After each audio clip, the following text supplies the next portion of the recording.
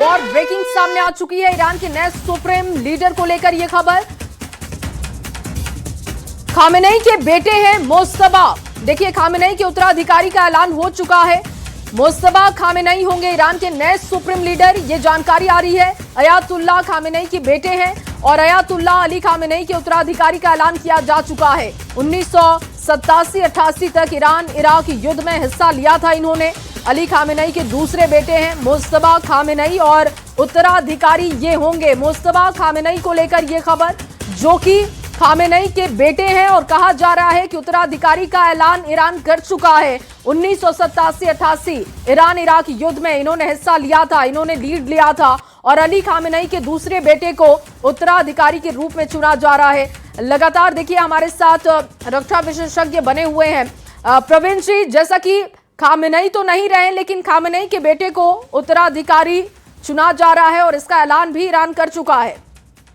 बिल्कुल ठीक बता रही हैं आप, और मैं यही अभी बोल रहा था। उनके दूसरे बेटे जो मुज्तबा खामेनेई हैं, उनको आई बिलीव ये मेरे इंफॉर्मेशन के मुताबिक सितंबर 24 2024 में ही उनको, जब वो काफी गंभीर बीमारी से मिस्टर अयातुल्लाह अली खामेनेई गुजर रहे थे, तो शायद इनको किया था। इनकी जो एक्सपर्ट असेंबली होती है ईरान की, तो उसमें ही उन्होंने 60 सीनियर मेंबर्स को बुला करके समहाउ उनको एक तरह से बता दिया था। नाउ ये उनके जाने के बाद ये अभी शायद घोषित किया गया होगा। तो वो भी, चूंकि आप जैसा बता रही हैं, वो भी वही हार्ड लाइनर हैं जो उनके फादर हैं, उसी तरह से वो भी उसको फॉलो करेंगे। But in the larger interest young comparatively, he is also 55 years old है मिस्टर ये जो मुज्तबा खामेनेई जो है 55 ईयर्स ओल्ड हैं, तो but may be comparatively younger. तो प्रॉब्ली उनको यथार्थ का एहसास होगा और उसके बाद शायद वो देखेंगे कि अभी ये कॉन्फ्लिक्ट को और एस्केलेट नहीं करने से अच्छा है डिप्लोमेटिक चैनल को किया जाए। On not very comfortable terms उनके होंगे, बट समहाउ यही तो डिप्लोमेटिक चैनल में बातचीत नेगोशिएशन किया जाता है कि कुछ हमारी सुने, कुछ आपकी सुने और बीच में हम ये रास्ता अपनाएं। तो ये मैं बात कर रहा था कि हमारे इंडिया के लिए, हमारे जो डायस्पोरा हैं, इंडियन डायस्पोरा, उनकी सुरक्षा, हमारे लिए जो क्या बोलते हैं हमारे हित हैं, हमने ईरान में चाबहार और को खास करके डेवलप किया था, तो हमारे वहां पर इस तरह से। ठीक है सर, लौटती हूं मैं आपके पास। इस वक्त की एक और बड़ी खबर आ गई है। इराक में अमेरिका बेस पर बड़े हमले जारी हैं। इराक में अमेरिकी बेस पर बड़े हमले जारी हैं। इराक के कुर्दिस्तान में किया यूएस बेस पर हमला इराक का।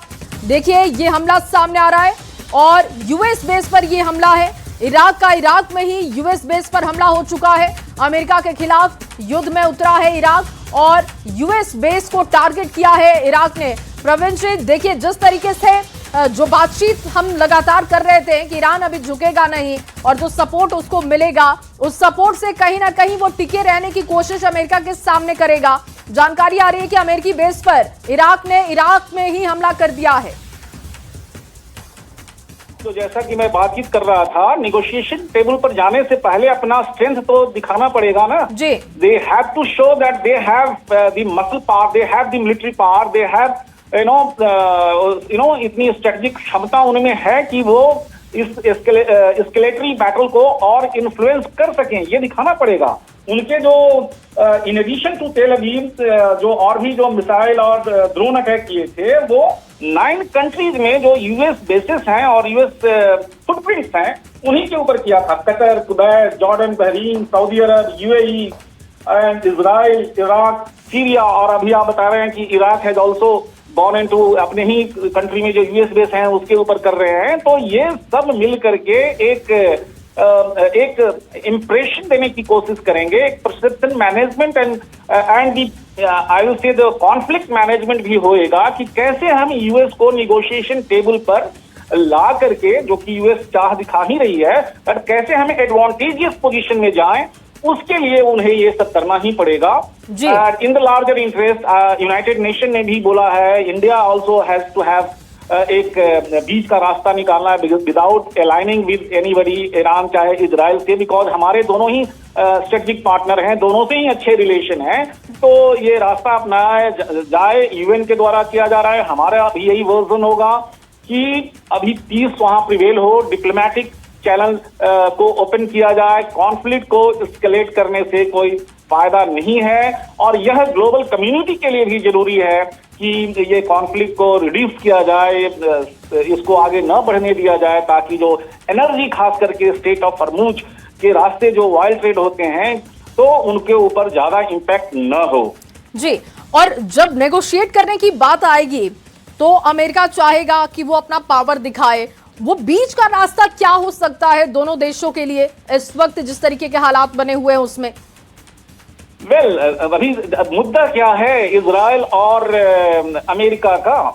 मुद्दा यही है, जो इजराइल की जो सिक्योरिटी डॉक्ट्रिन है कि वो पहले ही, इससे पहले कि कहीं एस्केलेट हो, अपना self defence, pre-emptive self defence की डॉक्ट्रिन है इजराइल का।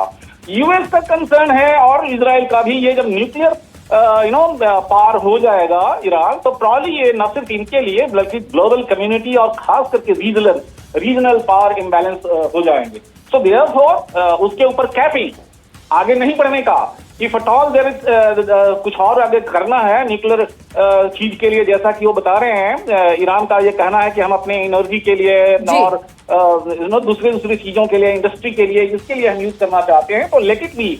ये अंदर भी बिल्कुल, और देखना होगा कि क्या नेगोशिएशन टेबल पर ये दोनों देश आते हैं। फिलहाल लगातार दर्शकों को बड़ी खबर बता रहे हैं, अपडेट क्या है वहां से। देखिए, ईरान के सुप्रीम लीडर खामेनेई की मौत हो चुकी है, लेकिन ईरान के सुप्रीम लीडर खामेनेई की मौत के बाद अब अपने घर में बने दफ्तर में थे खामेनेई। ये जानकारी आ रही है कि वहीं पर उनको टारगेट किया गया।